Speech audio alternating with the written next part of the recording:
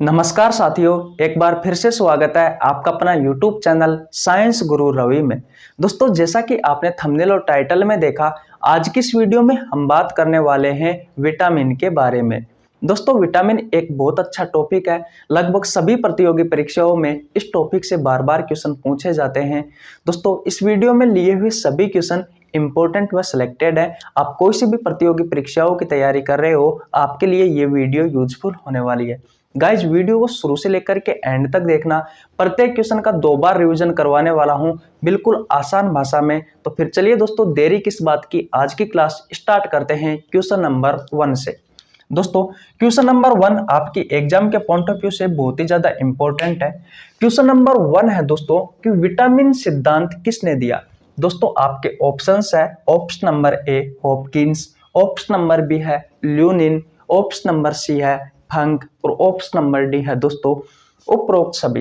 भैया, अगर आपको इनमें से किसी क्वेश्चन का आंसर आता है तो आप कमेंट बॉक्स में बता सकते हो।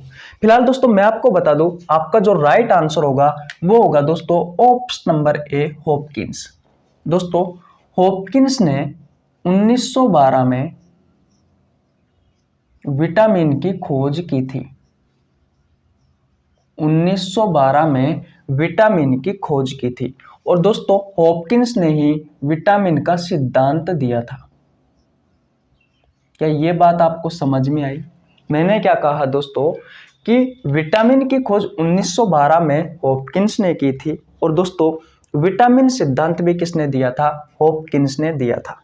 लेकिन दोस्तों, आपसे क्वेश्चन पूछा जाए कि भैया सबसे पहले विटामिन के बारे में किसने बताया, तो दोस्तों सबसे पहले विटामिन के बारे में ल्यूनिन नाम का एक वैज्ञानिक था, इसने सबसे पहले बताया। तो विटामिन के बारे में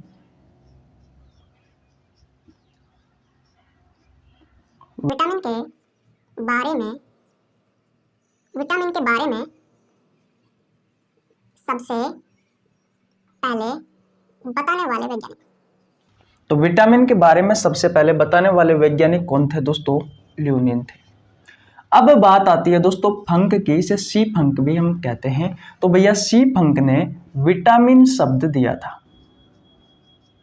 विटामिन शब्द दिया था। कभी कभी दोस्तों ऑप्शन में विटामिन की खोज के बारे में फंक ऑप्शन में आ जाता है, तो दोस्तों अपन को फंक ही करना है।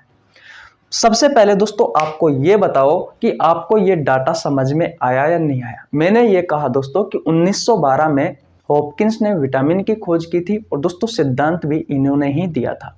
ल्यूनिन दोस्तों एक ऐसा वैज्ञानिक था जिन्होंने विटामिन के बारे में सबसे पहले जानकारी दी। सी फंक की बात करो दोस्तों, तो विटामिन शब्द दोस्तों सी फंक ने दिया था, लेकिन कभी कभी एग्जाम में दोस्तों विटामिन का खोजकर्ता सी फंक को भी माना जाता है। दोस्तों, अगर आपने ये डाटा नोट कर लिया है तो ठीक है, अगर नोट नहीं किया है तो अगर आप स्क्रीनशॉट लेना चाहे तो दोस्तों आप स्क्रीनशॉट ले सकते हो। अब बात करते हैं दोस्तों विटामिन सिद्धांत के बारे में। विटामिन सिद्धांत के बारे में दोस्तों, विटामिन सिद्धांत के 2 महत्वपूर्ण कथन हैं। पहला कथन क्या है कि विटामिन का मेटाबॉलिज्म उपापचय नहीं होता। अब भैया ये मेटाबॉलिज्म है क्या? तो दोस्तों हमारे शरीर में बहुत सारी रासायनिक अभिक्रियाएं होती है, उन्हें दोस्तों हम एक साथ में क्या बोल सकते हैं? मेटाबॉलिज्म बोल सकते हैं। बात क्लियर है? दूसरा कथन क्या था दोस्तों? दूसरा कथन ये था कि भैया जो विटामिन होते हैं ये विटामिन 2 प्रकार के होते हैं। विटामिन 2 प्रकार के होते हैं और दोस्तों यहां से आपकी एग्जाम में क्वेश्चन बनता है। अब भैया ये 2 प्रकार कौन कौन से थे? तो दोस्तों एक तो था जल में घुलनशील विटामिन, जल में घुलनशील विटामिन, और एक था दोस्तों वसा में घुलनशील विटामिन। वसा में घुलनशील विटामिन। अब दोस्तों बात यह आती है कि भैया कौन से विटामिन तो जल में घुलनशील थे और दोस्तों कौन से विटामिन वसा में घुलनशील थे। तो देखिए भैया, जल की बात करूं दोस्तों तो विटामिन बी और बी के प्रकार जैसे कि B1, B2, B3, B5, B6, B7, B9 और B12। और एक है दोस्तों विटामिन सी। ये विटामिन दोस्तों जल में घुलनशील होते हैं, इस कारण दोस्तों ये हमारे यूरिन में भी उपस्थित होते हैं, यूरिन में, क्योंकि दोस्तों यूरिन में लगभग 90 से 92% दोस्तों क्या पाया जाता है, दिख नहीं रहा आपको, यूरिन में 90 से 92% दोस्तों जल पाया जाता है। बात क्लियर है। विटामिन बी और भैया बी के प्रकार है, मैं लिख देता हूं अच्छे से, बी के टाइप। अब दिख रहा है ना आपको? हाँ। अब वसा में घुलनशील विटामिन की बात करें दोस्तों तो देखिए विटामिन के, विटामिन ई,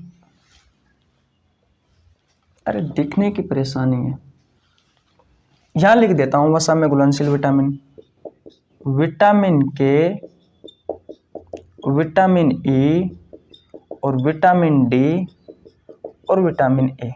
दोस्तों ये चारों विटामिन वसा में घुलनशील विटामिन है।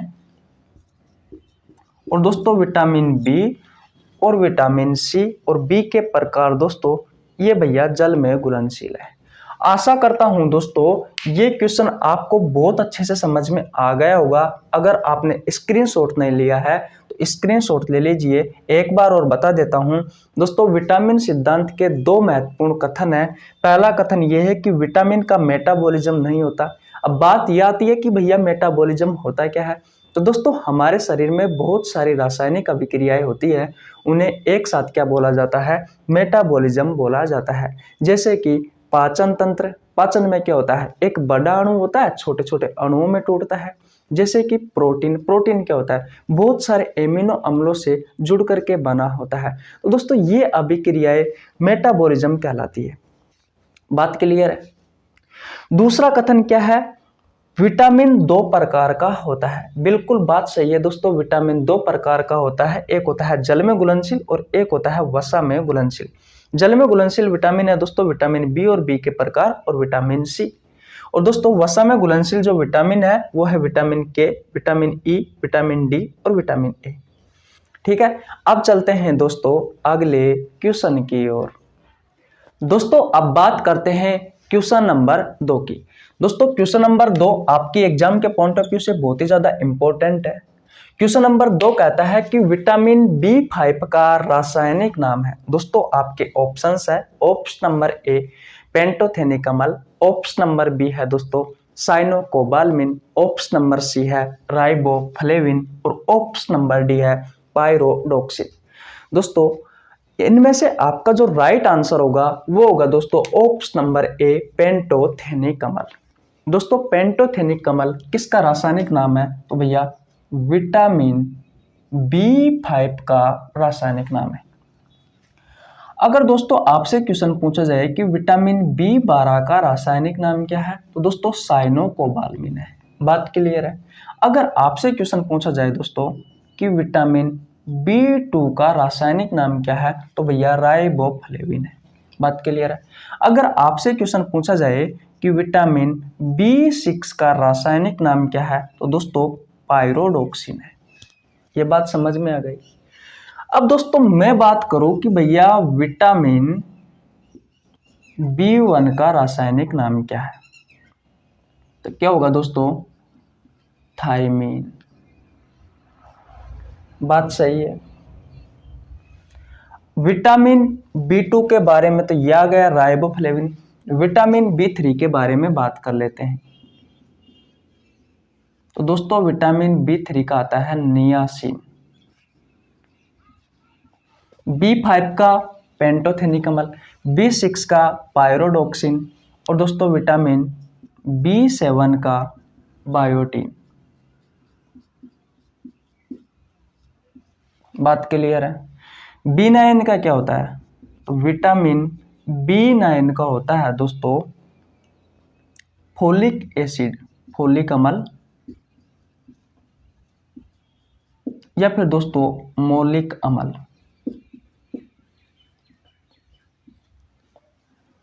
बात क्लियर है। अगर आपसे क्वेश्चन पूछा जाए कि विटामिन ए का रासायनिक नाम क्या है, तो दोस्तों विटामिन ए का रासायनिक नाम होता है रेटिनॉल। विटामिन डी का रासायनिक नाम क्या है? तो भैया कैल्सीफेरोल है। विटामिन ई का रासायनिक नाम क्या है?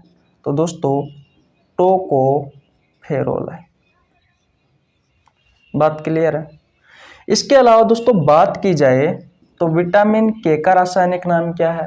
तो दोस्तों विटामिन के का रासायनिक नाम है नेप्टोक्विनोन, नेप्टोक्विनोन या फिर दोस्तों मैं कह सकता हूं कि फाइलोक्विनोन।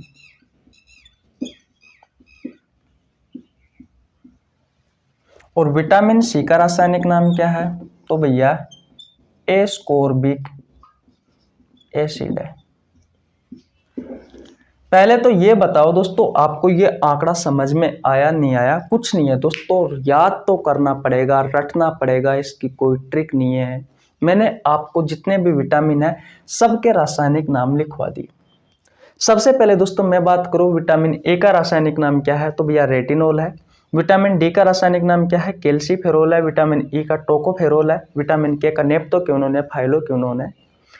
दोस्तों ये जो विटामिन है ए, डी, ई और के, ये भैया वसा में घुलनशील होते हैं। विटामिन सी का एस्कोर्बिक एसिड है। और उसके अलावा दोस्तों ये वाले हैं जो बी के प्रकार है, जैसे कि B1 का रासायनिक नाम होता है थायमिन, B2 का रासायनिक होता है राइबोफ्लेविन, B3 का रासायनिक नाम होता है नियासिन और B5 का रासायनिक नाम होता है पेंटोथेनिक अम्ल, B6 का रासायनिक नाम होता है पायरोडोक्सिन, B7 का रासायनिक नाम होता है बायोटीन, B9 का रासायनिक नाम होता है फोलिक अम्ल या मौलिक एसिड और दोस्तों विटामिन B12 का रासायनिक नाम होता है साइनोकोबाल्मिन। ये दोस्तों जल में घुलनशील है। अगर आपने स्क्रीनशॉट नहीं लिया है तो स्क्रीनशॉट ले लीजिए।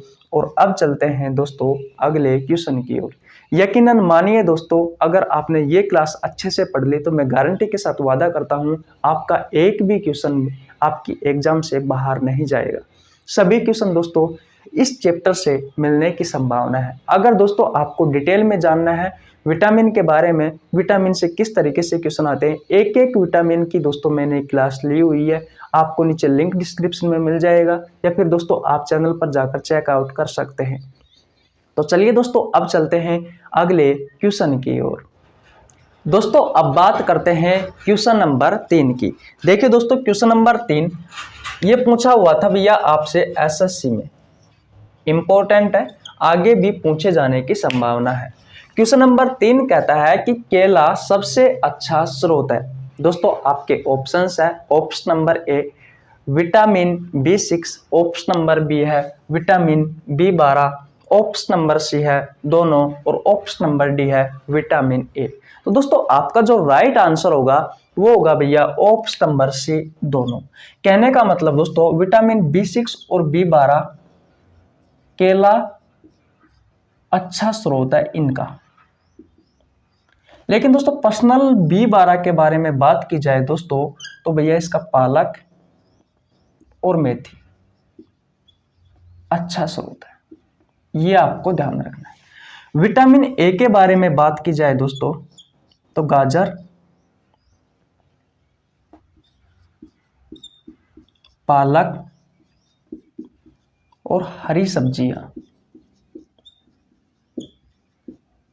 ये दोस्तों किसके अच्छे स्रोत है? ये भैया विटामिन ए के अच्छे स्रोत है। यहां से आपसे एग्जाम में क्वेश्चन पूछा जा सकता है। बात क्लियर है। अगर दोस्तों मैं विटामिन ई के बारे में बात करूं तो विटामिन ई के अच्छे स्रोत क्या है? तो दोस्तों सब्जियों से मिलने वाले तेल, सब्जियों से मिलने वाले तेल, अच्छे स्रोत है भैया विटामिन ई के मिलने वाले तेल। मछली के यकृत का तेल, मछली के यकृत का तेल। नारियल का पानी,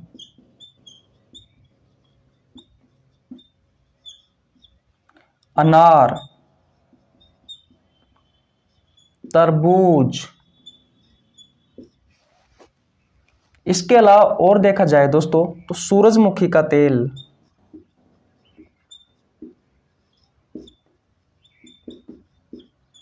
आपके जो बीज होते हैं, जो ड्राई फ्रूट है, वो दोस्तों विटामिन ई के अच्छे स्रोत है। बात क्लियर है दोस्तों। विटामिन ए के बारे में बात करूं मैं तो मुख्य स्रोत तो क्या क्या है, गाजर है, पालक है और हरी सब्जी है। इसके अलावा दोस्तों पपीता, केला,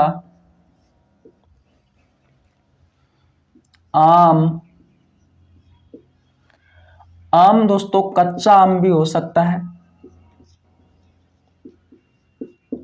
और जैसे कि दोस्तों पालक, मेथी, धनिया, सरसों का साग,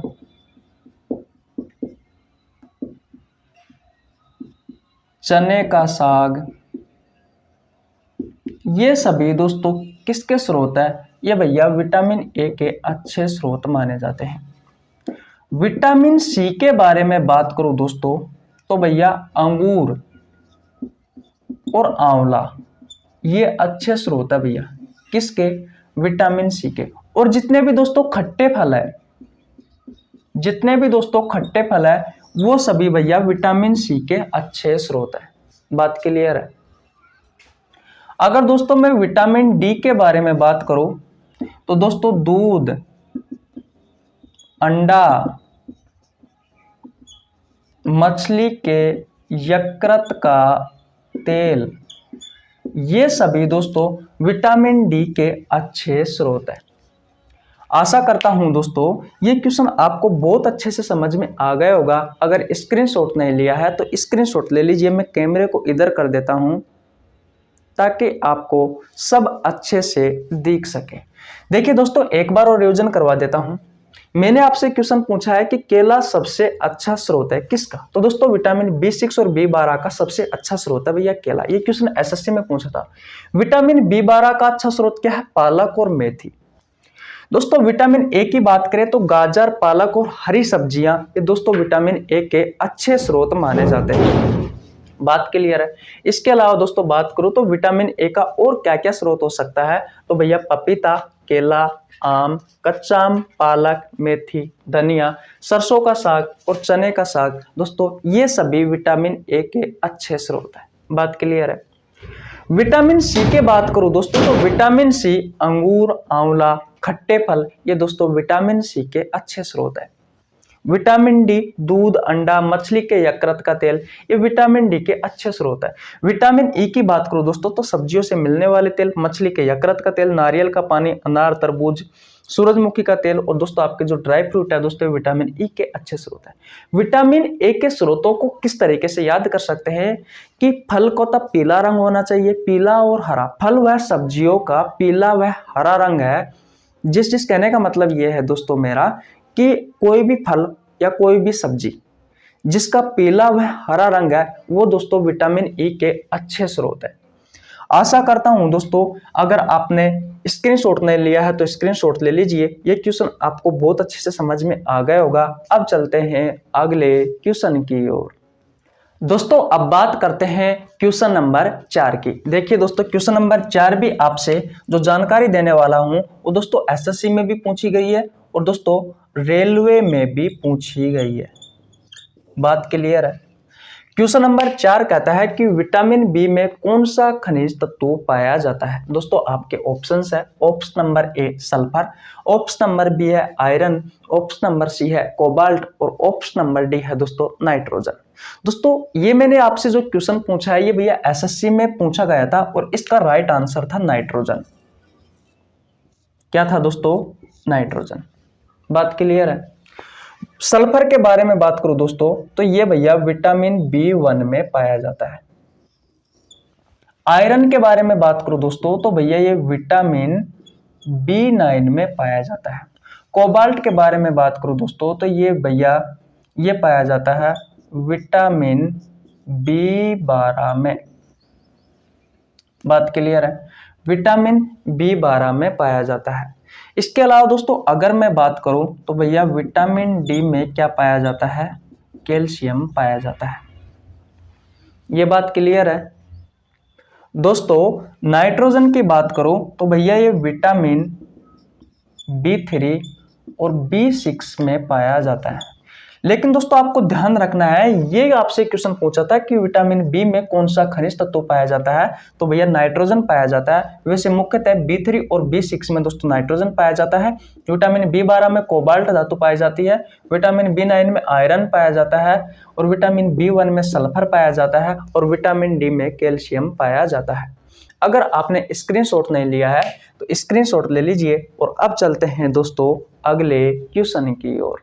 दोस्तों अगर आपको वीडियो अच्छी लग रही है हमारी तो प्लीज़ आपसे रिक्वेस्ट है यार, चैनल को सब्सक्राइब कर लो, वीडियो को लाइक कर दो, और आपके छोटे भाई के लिए एक प्यारा सा कमेंट कर दो, जिससे आपके पास हमारी वीडियो का नोटिफिकेशन टाइम टू टाइम पहुंच सके।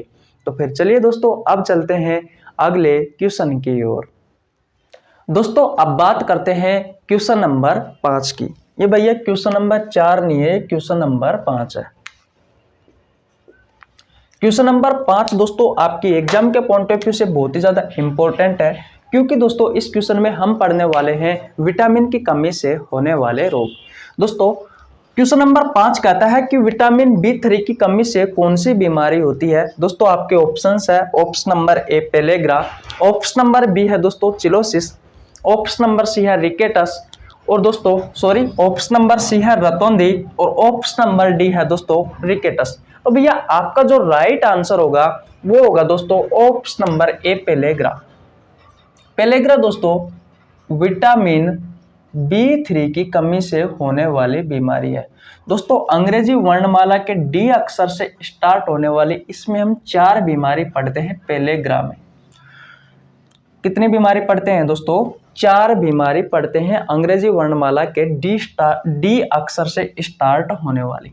पहली बीमारी कौन सी है, डर्मेटाइटिस है।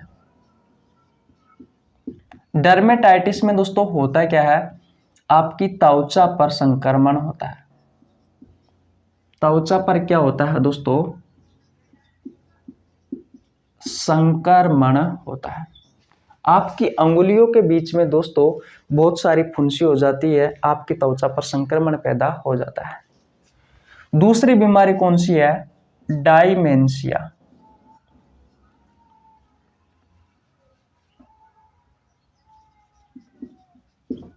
डायमेंशिया में क्या होता है दोस्तों, डायमेंशिया में होता है दोस्तों आपकी याददाश्त कमजोर हो जाती है, आपकी याददाश्त कमजोर हो जाती है। बात क्लियर है। तीसरी बीमारी पढ़ते हैं दोस्तों डायरिया। इस डायरिया में क्या होता है तो दोस्तों उल्टी दस्त आने लगती है आपको। और नंबर 4 पर क्या है, डेथ। दोस्तों फाइनली जाकर के आपकी मृत्यु हो जाती है। तो भैया अंग्रेजी वर्णमाला के डी अक्षर से स्टार्ट होने वाली ये 4 बीमारी है। डर्मेटाइटिस त्वचा पर संक्रमण होता है, डायमेंशिया या दस्त कमजोर होती है, डायरिया उल्टी दस्त होता है, डेथ अंतिम रूप से मृत्यु हो जाती है। ये भैया पेलेग्रा बीमारी है, विटामिन B3 की कमी से होने वाली बीमारी है। बात क्लियर है। चिलोसिस की बात करो दोस्तों तो भैया ये विटामिन B2 की कमी से होने वाली एक बीमारी है। इस बीमारी में क्या होता है दोस्तों, शुरुआत में आपकी जो जीभ है, इस जीभ पर दोस्तों लाल धब्बे होते हैं और बाद में दोस्तों काले धब्बे होते हैं, काले धब्बे होते हैं। बात क्लियर है। अगर दोस्तों मैं और बात करूं तो दोस्तों इस बीमारी में आपके होंठ और दोस्तों जीभ पर क्या होते हैं, छाले होते हैं। कि ये बात आपको समझ में आई? साथ के साथ में दोस्तों नोट करते हुए चलना, बहुत अच्छी अच्छी बातें बताने जा रहा हूँ। दोस्तों रतौंधी की बात करूँ तो दोस्तों ये विटामिन ए की कमी से होने वाली बीमारी है। इस बीमारी में क्या होता है दोस्तों, थोड़ा सा ही अंधेरा हुआ, थोड़ा सा अंधेरे में दिखाई देना बंद हो जाता है, दिखाई देना बंद हो जाता है। रिकेटस की बात करूं दोस्तों तो दोस्तों ये विटामिन डी की कमी से होने वाली एक बीमारी है। इसमें क्या होता है दोस्तों, ये बीमारी बच्चों में होती है। और दोस्तों विटामिन डी की कमी से जो वयस्क में जो बीमारी होती है दोस्तों, वो होती है ओस्टियोमलेशिया। ओस्टियोमलेशिया दोनों के लक्षण सेम है। इनमें क्या होता है दोस्तों, आपकी जो हड्डी होती है वो हड्डी दोस्तों कमजोर हो जाती है, बिल्कुल पतली हो जाती है। और दोस्तों इस रिकेटस बीमारी में जो बच्चे होते हैं उनके जो दांत होते हैं दोस्तों, वो दांत लेट आते हैं, दांत लेट आते हैं। इस बात का भी आपको ध्यान रखना है। सेम टू सेम दोस्तों ओस्टियोमलेशिया में क्या होता है, आपकी जो हड्डी होती है दोस्तों वो कमजोर हो जाती है, बिल्कुल दुबली पुतली, बिल्कुल आपकी जो सीने की अस्थियां है, पसलियां, वो दिखाई देती रहती है। इस बीमारी में होता है दोस्तों ओस्टियोमलेशिया में। विटामिन डी की दोस्तों एक बीमारी है ओस्टियोपोरोसिस। उसमें क्या होता है दोस्तों, आपकी हड्डियों में छिद्र हो जाते हैं। फिलहाल स्क्रीनशॉट नहीं लिया है तो स्क्रीनशॉट ले लीजिए। और बता देता हूं दोस्तों आपको मैं, जैसे कि मैं बात करूं दोस्तों विटामिन ई के बारे में, तो भैया विटामिन ई की कमी से नपुंसकता होगी। दोस्तों इसमें जो रोगी होता है वो दोस्तों बच्चा पैदा नहीं कर सकता, बच्चा पैदा नहीं कर सकता। अगर दोस्तों मैं बात करूं विटामिन के की, तो दोस्तों विटामिन के की कमी से कौन सा रोग होता है, तो आपकी जो ब्लड होता है उस ब्लड का थक्का नहीं जमता, रक्त का थक्का नहीं जमता। तो दोस्तों ये बहुत सारी बीमारी है। उसके अलावा दोस्तों बात की जाए तो विटामिन B6 की कमी से माइल्ड एनीमिया रोग होता है, जो कि आपसे एग्जाम में पूछा जाता है। विटामिन B6 में क्या होता है, माइल्ड एनीमिया में आपके शरीर में हल्की सी खून की कमी हो जाती है। बात क्लियर है। B5 की कमी से दोस्तों बाल सफ़ेद हो जाते हैं। अगर दोस्तों मैं B7 की बात करूं तो आपके बाल झड़ने लग जाते हैं। B9 की बात करूं दोस्तों तो मेगलोब्लास्टिक एनीमिया रोग होता है। इसमें क्या होता है, आपकी RBC होती है उसकी संख्या घट जाती है। विटामिन B12 के बारे में बात करूं दोस्तों तो उसमें क्या होता है, पर्निशियस एनीमिया एक रोग होता है। इसमें क्या होता है, आपकी हीमोग्लोबिन की संख्या कम हो जाती है। विटामिन B1 की कमी से कौन सा रोग होता है, बेरी रोग होता है। इसमें क्या होता है, आपका तंत्रिका तंत्र डैमेज होता है, आपकी मांसपेशियों में लकवा आ जाता है। होता यूं है दोस्तों कि आपके जो न्यूरॉन्स होते हैं, जो ब्रेन से आपकी मांसपेशियों तक सिग्नल लेकर आते हैं, वो डैमेज हो जाते हैं इस बीमारी में। इसलिए आपकी मांसपेशियां हिलना डुलना बंद कर देती है, जिसे हम क्या कहते हैं दोस्तों, जिसे हम कहते हैं भैया मांसपेशियों में लकवा आ गया। आशा करता हूं दोस्तों ये संपूर्ण जानकारी आपको बहुत अच्छे से समझ में आ गई होगी। अगर आपने स्क्रीनशॉट नहीं लिया है तो स्क्रीनशॉट ले लीजिए। तो दोस्तों आज यहीं तक रखते हैं। आशा करता हूं दोस्तों ये वीडियो आपको बहुत अच्छे से समझ में आ गई होगी। दोस्तों बहुत मेहनत लगती है यार। अगर आपने हमारे चैनल को सब्सक्राइब नहीं किया है तो प्लीज़ सब्सक्राइब कर लेना, बेल आइकन को प्रेस कर लेना, जिससे आपके पास हमारी वीडियो का टाइम टू टाइम नोटिफिकेशन पहुँच सके। सब्सक्राइब कर लो यार, कर लो, कोई बात नहीं। ठीक है, मिलते हैं किसी नेक्स्ट वीडियो में। तब तक के लिए जय हिंद, जय भारत।